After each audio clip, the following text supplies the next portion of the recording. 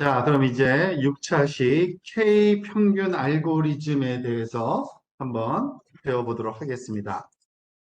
K 평균 알고리즘, 지금 뭘 하고 있는지 또 위치, 아마 이 그림은 지겹게 볼 거예요, 여러분들. 우리 전체 그 과정 중에서. 그러니까 너무나 중요하기 때문에 그 머신러닝을 배우고 있잖아요, 우리가 지금. 머신러닝이 뭐라 그랬죠? AI를 실제로 컴퓨터에서 구현하는 방법들을 몽땅 모아놓은 거예요. 그 중에 지도학습이라는 게 있고 비지도학습이라는 게 있고 강학습이라고 있는데 우리가 지도학습에 대한 그 예측 문제, 그 선형회귀 문제는 이전 시간에 배웠고요.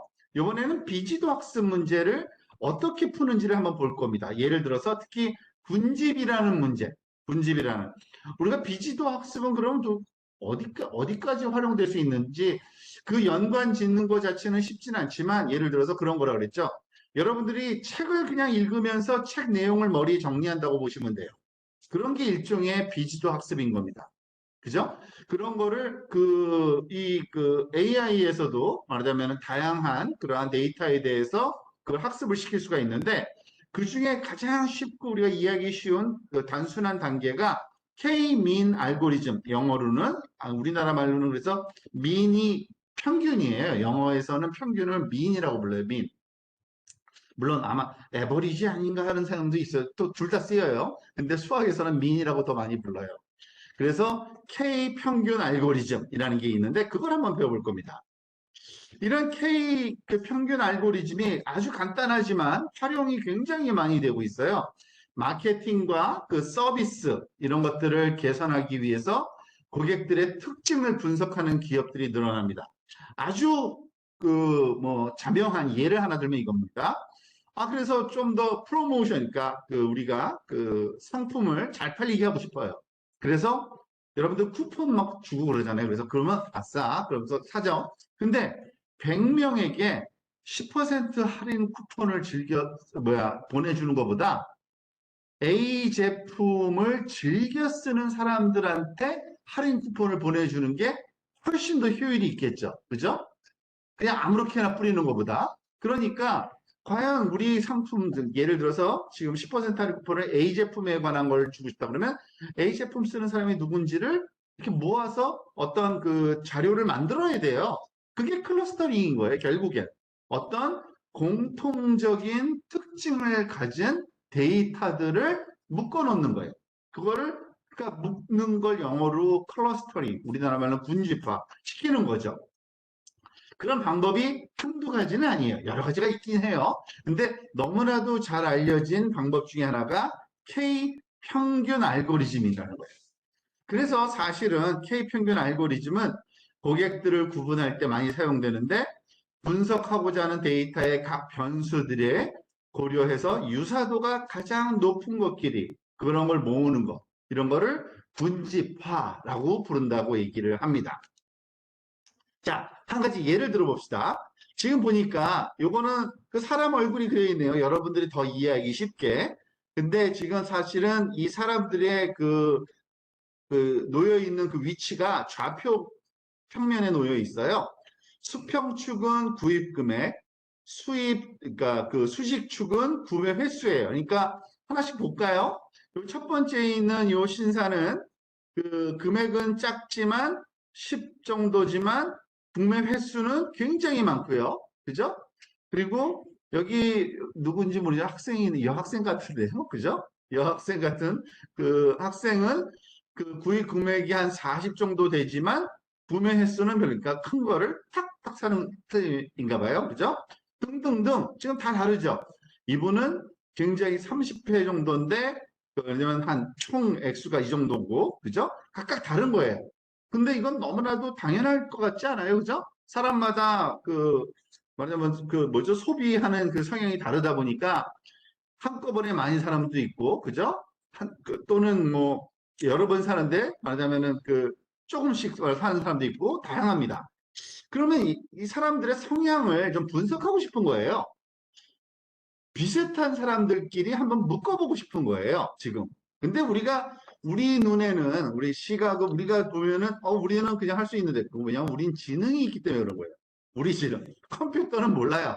컴퓨터는 백날 이 숫자 줘봤자 얘네들이 가깝네 안 가깝네 알 수가 없어요. 숫자만 하니까. 우리는 알 수 있는 거예요. 우리는 어떻게 알아요? 여기 보니까 같이 붙어 있어요. 그죠? 이 사람도 비슷한 사람 같은데 느낌이 딱 들죠. 그죠? 이 사람과 이 사람은 비슷한 성향일까요? 아니죠. 누가 봐도 멀리 떨어져 있잖아요. 어떻게 알아요, 우리가? 이 좌표상에서의 거리로 아는 거예요. 그죠? 그게 지능인 거예요. 그게. 우리의, 사람의 지능은 그거예요. 그러면 그거를 컴퓨터가 그러한 유사한 방법을 활용할 수 있도록 만들어주면 되죠. 그게 K 평균 알고리즘이에요. 그게 뭘까? 저게 가능할까? 한번 봅시다. 자, 그래서 K 평균 또는 저는 K 민즈라고 부를게요. 이게 더 익숙해요, 저한테는. 알고리즘의 각 분집별 중심을 기준으로 데이터를 구분하게 됩니다. 사실은 중심값을 찾아야 돼요. 중심값. 이게 뭔가 좀 이따 보여드릴게요. 그래서 나눌 군집 개수를 의미하고 K는 여기서 K라는 말이 이게 뭐 K-pop, K-드라마 그래서 코리안 뭐 평균 이렇게 아닙니다. 여기서 K는 그 군집의 개수를 상징해요. 그냥 언제부터막 그랬대요. 저도 잘 몰라요. 누가 그랬는지. 우리 이걸 K로 합시다. 몇 개짜리 몇 개인가를. 그래서 여기서 K는요.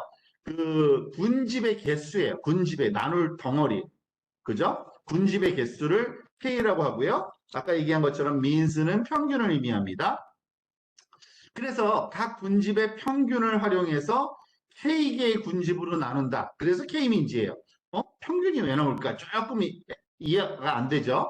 K 군집은 알겠는데 K 평균? 이게 무슨 말일까? 좀 애매하죠? 사실은 군집을 나누고 나면요. 거기에 속한 그 자료들이 이렇게 뭉쳐 있잖아요. 그러면 그 뭉쳐 있는 애들이 어디를 중심으로 뭉쳐 있는지 중심값을 찾는 걸 하는 거예요, 사실은. 그게 means예요. 그래서 사실은 K-means 알고리즘은요. K개의 중심값을 찾아요. 사실은 K개의 중심이 사실은 평균으로 구해지기 때문에 K-means라고 부르는 겁니다. 그리고 얘는 비지도학습이에요. 왜냐하면 이런 데이터만 줘요. 구입 금액 얼마, 구매 횟수 얼마. 그 다음에 누가 누군지 아무것도 안 가르쳐줘요. 그러니까 비지도학습이라고 부르는 거예요. 지도를, 그러니까 답이 없기 때문에. 그래서 여기서 말하는 그 중심이라는 것이 각 군집의 중심에 위치할 점을 의미하는 거다라고 생각하면 되고요. 예를 들어서 이런 겁니다. 우리가 세 개를 K를 3이라고 합시다. 3. 무슨 말이에요? 나는 이걸 세 개 그룹으로 나눌래. 라고 결심하고 들어가는 거죠. 뭐 여러 가지 그 변형되게 있긴 합니다만 가장 쉬운 방법은 일단은 몇 개의 군집으로 나눌지는 가르쳐주고 하는 게 보통이에요. 그래서 그 제일 처음에 이런 방법을 알고리즘을 적용합니다. 초기 중심이 어딘지 설정하고 데이터를 군집에 배정한 다음에 중심을 재설정하고 군집이 변경된 데이터 없을 때까지 2와 3을 반복한다. 뭔 말인지 잘 모를 거예요. 이거 바로 들었을 때 알면은 굉장히 머리 뛰어나신 분인데 이거는 나중에 돌아와서 정리할 때 다시 볼게요. 자, 그런데 자, 요 순서대로 한번 할 겁니다. 뭐냐? 첫 번째, 초기 중심 설정이라는 과정을 거쳐야 돼요. 여기서 K그룹으로 나눌 때 K를 3으로 하자고 지금 얘기했잖아요. 그러니까 그 중심값 3개를 아무렇게나 정하는 거예요. 중심값이란 데이터 그 평면에서의 임의의 점을 중심으로 쓰겠다는 거예요. 자, 무슨 말이냐? 그냥 지금 빨강색, 파랑색, 초록색 점이 여기저기 있는데 아무 생각 없이 그냥 잡은 거예요. 여러분이 원하면 딴 데 잡아도 아무 상관없어요. 보통 랜덤하게 잡아요. 진짜 수학자들이 여러분들 그것도 잘 알면 좋은데 그 수학자들이 제일 좋아하는 게 무작위 숫자예요. 잘 모를 땐 무조건 무작위 숫자 써요. 무작위. 에라 모르겠다. 아무거나 쓰는 거예요. 진짜. 항상 그래요. 지금 그 초기 중심 설정이 바로 그거예요. 에라 모르겠다. 아무데나 그냥 중심으로 잡자예요. 그래서 세 개의 점을 딱딱 찍어 놓은 거예요. 그렇지만은 얘를 일단은 상상적으로 얘가 중심이야. 얘도 중심이야. 얘도 중심이야. 얘 중심으로 가까운 애들 걸 모아보자. 라는 계획을 짜는 겁니다. 그러면 어떻게 돼요? 근데 그러면은 이 각각의 데이터들이 예를 들어서 요 사람은 이 그 신사복, 그러니까 넥타이인 것 같죠? 요 사람은 그럼 어느 군집에 속하는 게 가장 바람직할까? 수학적으로 우리 눈으로 봤을 때는 보이죠. 우리는 지능이 있어서 얘는 얘랑 가깝네 하고 이렇게 우리가 쭉 거리를 머릿속에서 재잖아요. 그 다음에 얘한테 얘는 파란색 그룹이라고 하는 게 낫겠네라고 얼핏 딱 들 거예요. 그게 우리 지능이 그래요. 우리 지능이. 자, 그러면은 그거를 계산하도록 가르쳐 주는 겁니다. 컴퓨터한테. 얘하고의 거리를 재고, 얘하고의 거리를 재고, 얘하고의 거리를 재는 거예요. 그래서 가장 가까운 나한테 할당을 해버리는 겁니다. 이게 말하자면 첫 번째 작업인 거예요. 그런데 거리를 잰다? 거리를 어떻게 재지? 여러분들 언제 배운지 기억도 안 나요. 초등학교 때 배우나요? 중학교 때 배우나요? 초중고에서, 고등학교는 아니고, 초등학생 아니면 중학생 때 피타고라스 정리라는 걸 배우잖아요, 우리가. 그죠? 사실은 수평거리는 그냥 그 좌표 체계상에서 딱 그 수직거리도 되는데, 약간 기울어져 있는 그 위치에 있는 거리를 잴 때는 수평거리 제곱 더하기 수직거리 제곱, 그것에 스퀘어 루트를 씌우죠, 더해서. 그래서 거리를 재잖아요. 그 거리 재는 방식을 우린 눈으로 하지만 컴퓨터한테는 가르쳐 줘야 되잖아요. 그래서 컴퓨터한테 가르쳐 주는 겁니다. 그러면 얘가 어떻게 하겠어요?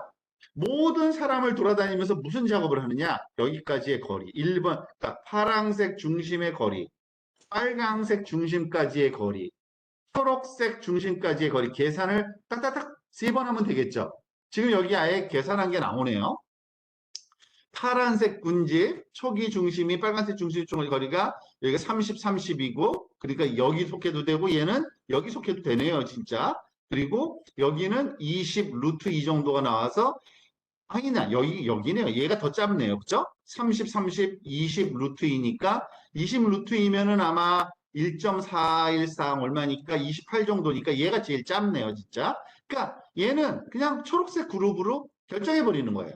이런 거를 모든 사람한테 할 수 있겠죠. 아주 쉽겠죠. 그러니까 거리 계산만 3번만 하면 되는 거예요. 항상. 그러면은 어떻게 돼요? 얘는 여기로, 얘는 여기로, 얘는 여기로, 얘는 여기로, 얘는 여기로. 뭐 다 우리 눈에서 파란색에 가까운 애들끼리, 빨강색에 가까운 애들끼리, 초록색에 가까운 애들끼리 모아서 우리가 말하자면 그룹을 지을 수가 있어요. 그러면 여기 아예 나오네요. 차근차근 지금 볼까요? 아예 보세요, 진짜. 이 친구의 거리를 쟀더니 누가 가까워요? 파란색. 이 친구 거리 재면은 누가 가까워요? 빨강색. 이 친구는 빨강색. 이 친구는 당연히 초록색이겠죠? 그러니까 그 6명에 대해서 다 3번씩 거리를 다 재는 거예요. 그러면은 거리가 가까운 게 당연히 자명하게 드러나거든요. 그러면은 똑같을 때는 어떻게 되나요? 뭐 그럴 때는 랜덤하게 집어넣어야겠죠. 별로 그런 일이 드물겠지만, 그죠? 별거 아니에요. 잘 모르겠을 때는 랜덤하게 하면 돼요, 무조건. 자, 그러면은 이렇게 돼요. 무슨 말이냐? 지금 딱 한 번 했잖아요. 뭘 한 번 했냐면, 오케이, 중심점 3개를 아무 데나 찍자. 오케이, 좋아. 그런 다음에 거기 그 중심점에 말하자면 포함되는 애들을 묶어보자 한 거예요. 묶는 게 어떻게 했어요?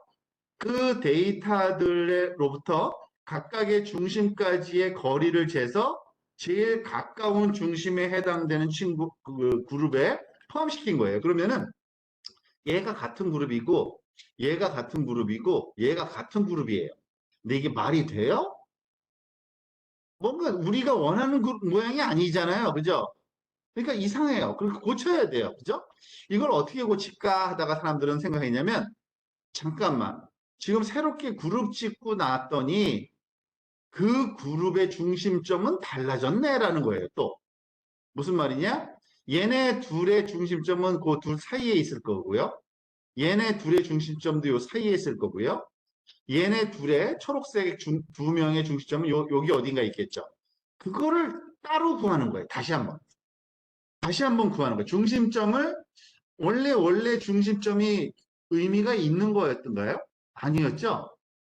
그냥 에라 모르겠다. 아무 데나 정한 거였어요, 사실은. 그러니까 아무 의미도 없는 중심점이었어요. 그런데 어쨌든 그룹 짓고 난 다음에 아니야. 그 중심점은 의미가 없잖아. 그래서 다시 고치는 거예요. 그거를 중심 재설정한다 그럽니다.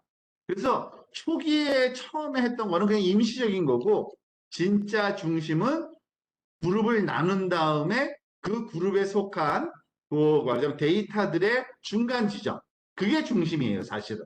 이게 근데 다행스럽게 지금 예를 들어서 두 명씩 있어서 우리가 두 명 사이의 중심은 그 쭉 그었을 때 그 반인 것 뭐니 알잖아요 시각적으로. 그러면 여러 명일 때는 어떻게 하느냐? 너무 쉬워요. 아무것도 아니에요. 여러 명일 땐 그 좌표값 다 더해서 개수로 나눠주면 끝이에요. 그냥 수학적으로 산수예요. 이건 수학도 아니라. 더해서 그냥 개수로 나눠주면 딱 중앙 점이 딱 찍혀요. 그러니까 여기서 아예 수학적으로 다 나와 있죠. 배정되어 있는 고객들의 좌표가 두 개씩 이렇게 쌍으로 들어있죠. 근데 새로운 중심 좌표를 계산했더니 이렇게 얻어지고 X좌표, Y좌표 각각 중심을 얻을 수 있죠. 새로운 중심 얻은 다음에 자, 그러면은 이제 중심이 바뀌었네요. 그러면은 바뀐 중심으로 다시 한번 또 그룹을 한번 이건 맞았나? 틀렸나 보는 거예요. 어떻게 보는가? 한번 해볼까요? 중심이 재설정됐으니까 새로운 중심을 기준으로 데이터를 군집에 배정하는 과정을 한번 반복하는 건데 그게 앞에서 말했던 2번과 3번을 반복한다라고 아까 처음에 얘기했던 게 그거예요. 중심 정하고 그룹 정한다. 중심 정하고 그룹 정한다. 이거를 계속 반복하는 거예요. 자, 그럼 볼까요? 새로운데 지금 빨강색, 초록색, 파란색 점이 아까가 아니라 다른 거예요, 사실은. 이제 새로 업데이트 된 거예요. 그래서 이 친구는 누구랑 가까운가 봤더니 여기 들어가고 이 친구도 아까 초록색이었던 애거든요. 재보니까 이번에는 빨강색 중심값하고 가까운 거예요. 바뀐 거예요. 그러니까 소속이 바뀌어버린 거예요. 그럼 달라졌네. 그래서 보니까 이렇게 돼요.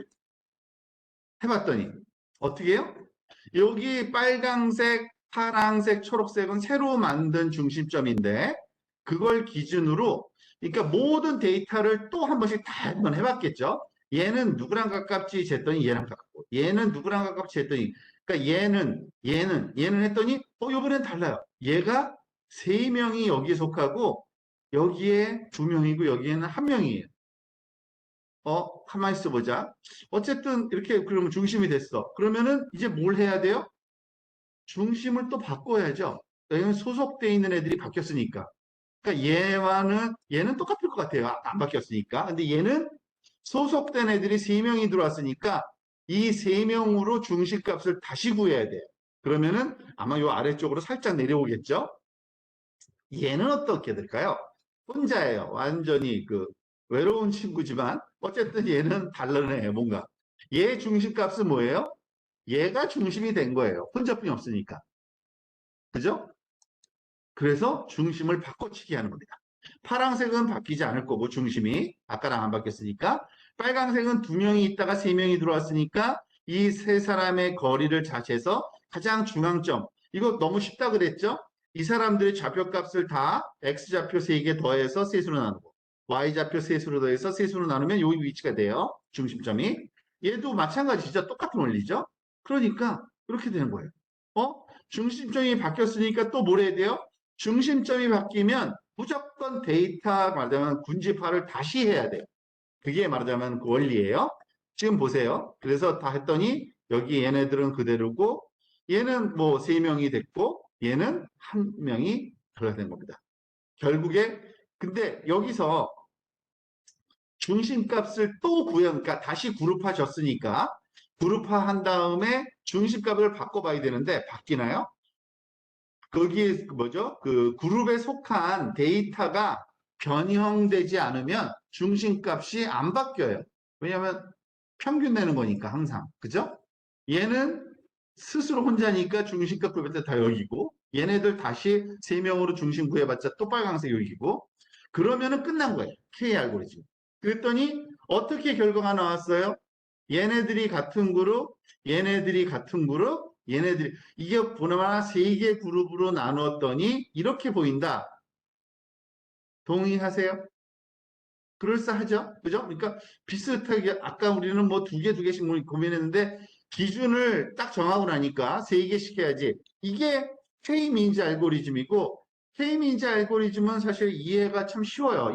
정말 되겠구나. 그리고 아주 동작도 잘해요. 그래서 굉장히 많이 활용되는 그런 알고리즘이라고 보시면 됩니다. 근데 여기 시각화되는 것을 한번 볼까요? 이 과정을. 지금 보세요. 조금 더 아까는 너무 우리가 명확하게 알고리즘을 이해하기 위해서 하나씩 하나씩 이렇게 해봤는데 좀 더 데이터가 많을 경우에 한 가지 예를 들어 볼게요. 예를 들어서 이게 원래 데이터예요. 우리가 알다시피 이거는 지도 학습이 아니라 비지도 학습이라고 그랬죠. 데이터만 줘요. 아무것도 안 가르쳐줘요. 그냥 데이터만 주고 데이터만 줬다는 얘기는 X좌표, Y좌표, 그러니까 2차원 데이터일 경우죠. 겨우 두 개의 속성만 갖는 데이터일 경우에는 이렇게 2차원 스캐터 플롯으로 그릴 수 있는 정도인데 어쨌든 얘를 두 개로 나누겠다. 그러면 어떻게 해요? 랜덤하게 설정된 초기 중심 여기 X 그리고 여기 X 파란색하고 빨간색 두 개의 중심점을 탁 잡아버리죠. 아까처럼. 그러면 어떻게 돼요? 얘 가까운 애 군집을 만들어야 되잖아요. 그래서 가까운 거리를 다 재야겠죠. 모든 샘플마다 이 두 개의 중심에 대한 거리를 다 재요. 그래서 가까운 애한테 포함시키면 이렇게 되겠죠. 이걸 기준으로 오른쪽에 있는 게 파란색이고 왼쪽에 있는 게 빨간색이죠. 그런데 이거 틀리겠죠, 당연히. 그래서 어떻게 해요? 중심을 다시 구해요. 그러면은 중심이 파란색 중심은 여기로 바뀌어 있고요. 빨간색 중심은 여기로 바뀌어 있어요, 지금요. 그래서 또 다시 군집화를 다시 해요. 그랬더니 아주 쉽게 바뀌죠. 왜냐하면 여기 보세요. 요 빨간색 점들은 요 중심에 더 가깝고요. 요 파란색 요거하고 얘는 여기에 가까워서 군집이 바뀌는 거예요. 벌써 이것도 두 번? 두 번인가? 세 번인가 바꾸니까 끝나버렸네요. 그죠? 얘가 파란색이고 얘가 빨간색, 그러니까 두 개의 그룹이 서로 다른 그룹이라는 게 그냥 두 번 정도만 하니까 바로 그냥 판단돼 버린 거예요. 이런 식으로 고객 분석을 하는 거죠. 그러니까 고객 분석에 여기서는 지금 그 수평 수직에 대한 라벨이 뭘 의미하는지 전혀 없지만 고객 분석을 할 때는 말하자면은 뭐죠? 구매하는 시간대 또는 구매하는 말하는 다른 거 그런 것들을 이렇게 확인해서 우리가 쓸 수 있는 겁니다. 근데 K-means 이거 간단하고 이해 잘 되고 잘 오케이만 되니까 좋아. 그런데 조심할 게 하나 있긴 해요. 사실은 그 초기 값을 어디서 하느냐에 따라서 결과가 달라지기도 해요. 얘는 랜덤하게 하는 거는 사실은 맞아요. 랜덤하게 아무거나 그냥 확 해버려요. 그렇지만은 그 랜덤이 항상 일정하지는 않으니까 예를 들어서 이겁니다. 이런 데이터 하고요. 둘 다 똑같은 데이터인데 초기 값을 이렇게 다르게 한번 줘봤어요. 여기 파란색, 여기 빨간색 세모가 그 초기 값이에요. 그리고 이것도 파란색하고 빨간색이 초기 값이에요. 이렇게 줬을 때는 또 알고리즘을 돌렸더니 이렇게 나누었어요. 얘가 파란색이고 얘가 빨간색이고 더 이상 안 움직여요. 그러니까 마지막 결과를 보여주는 거예요. 근데 얘를 여기 위쪽에 놓고 여기 아래쪽에 놓았더니 어떻게 돼요? 이런 식으로 바뀌었대요. 이런 식으로. 그러니까 얘가 소속되는 그룹이 여기서는 파란색인데 여기서는 빨간색이죠. 그죠? 근데 이거는 어쩔 수 없어요. 그러니까 K-means 알고리즘의 한계예요. 근데 이렇게 단순하게 할 경우만 그렇고요. 이거를 조정하는 방법도 있어요. 그러면 좀 고급 알고리즘이겠죠. K 알고리즘을 처음에 랜덤하게 시작하지 않고 좀 더 스마트하게 시작하면 그런 방법들이 말하자면 알고리즘들이 개선된 게 많이 있어요. 아주. 그래서 거의 비슷한 결과가 항상 나오도록 만들어져 있긴 합니다. 이거는 그 시각적으로 한번 보고 있는 거죠. 지금 그 수렴하는 거 이런 건 너무 간단하다 보니까 그냥 바로 두 번 만에 확 수렴했고요. 이런 데이터들은요. 오른쪽 거는 조금 시간이 걸린 이해예요. 왜냐하면은 지금 데이터가 좀 약간 복잡해 보이죠? 그죠? 사이사이에 있는 거. 그러니까 처음에 이렇게 시작했다가 중심 바뀌었다가 그룹 바뀌었다가 중심 바뀌었다가 그룹 바뀌고 아주 조금씩 바뀌더라도 바뀐 건 바뀐 거기 때문에 한 세 번 정도 바뀌는 게 이렇게 이건 네 개 그룹으로 나눈 한 가지 예가 GIF 애니메이션으로 지금 보여주고 있는 거를 우리가 알 수 있습니다. 자, 그럼 다시 한번 보고서 우리 아까 봤던 건데 K 클러스터, 그러니까 클러스터라는 거, K 민스 알고리즘을 게임처럼 만들어 놓은 건데 이 의미를 다시 한번 이제 되새겨 봅시다. 다시 한번 보면서. 이제는 K-means 알고리즘을 아니까 이게 뭘 하는 건지 더 이해가 잘 될 텐데. 보세요. 여기 샘플 이미지를 가져올게요. 이번에는 이걸 가져와 볼까요? 여기. 굉장히 복잡해 보이지만 생각보다 여기에 사용되는 색깔들의 종류는 많지 않아 보이죠?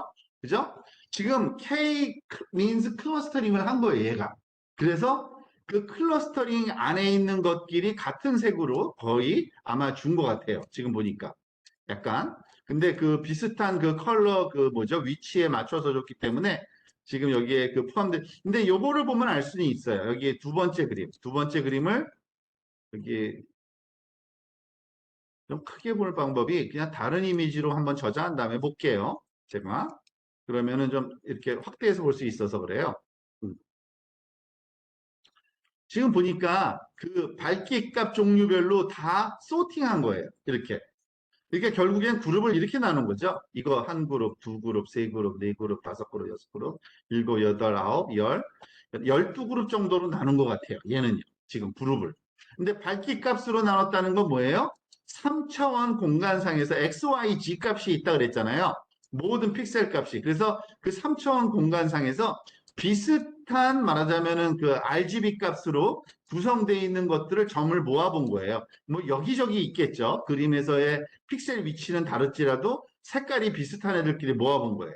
그렇죠? 그러면은 이렇게 그룹이 보이죠? 지금 보니까 얘는 확연하게 한 그룹, 여기 안쪽에 흰색도 한 그룹, 여기도 한 그룹, 그리고 여기는 좀 뭉쳐져 있는 것 같지만, 이렇게 스크롤 하면은 줌인 되네요. 몰랐어요.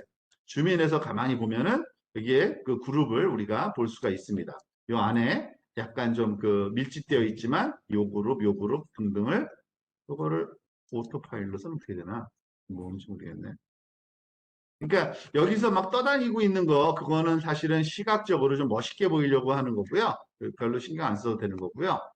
여러분들, 이게 이렇게 그룹이 나눠질 수밖에 없겠구나. 그 위치 3차원적인 공간에서의 요거를 보면서 우리가 알 수 있게 됩니다.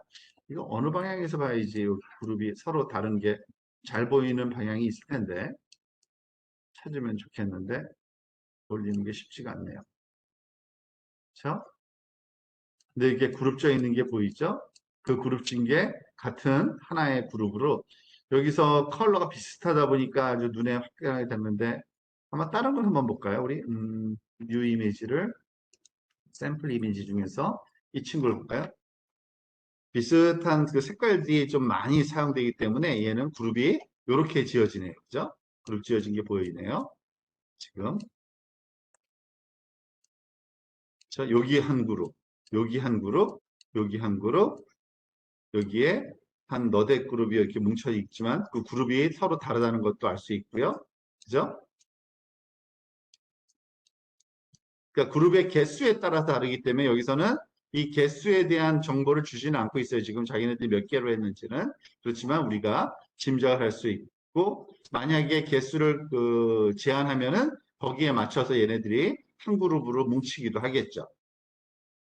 또 다른 것도 한번 그 네 개 최소한도 그 네 개의 그림을 한번 살펴보시기 바랍니다. 얘가 오히려 그 넓게 널찍하게 떨어져 있네요. 그룹들이. 그죠? 지금 여기 한 그룹, 두 그룹, 세 그룹, 네 그룹, 다섯, 여섯, 일곱, 여덟. 그리고 얘는 굉장히 많이 있는데 이거는 흰색이 많은 거는 아마 밝은 색은 여기 하늘색 같아요. 그죠? 그렇지 않고서야 이렇게 많을 리가 없고 여기서 픽셀이 이렇게 많이 모여 있다는 얘기는 많이 사용됐다는 얘기니까 그룹진 거를 볼 수 있습니다. 식으로 이해하시면 되겠습니다.